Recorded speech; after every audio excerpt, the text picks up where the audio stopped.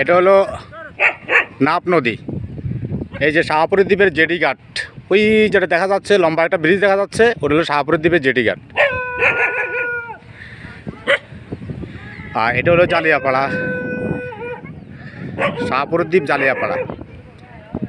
আর ওই যে দেখো সূর্য দেখাইছিলাম আমি ওই সময়, ওই সূর্য যেখানে ওইদিকে হলো বঙ্গোপসাগর, আর ওখান থেকে এদিকে দেখাইছিলাম না বরাবর পূর্ব দিকে হলো নাপ নদী। নাপ নদীর পরে হলো ওই পাড়ে হয়েছে মায়ানমার।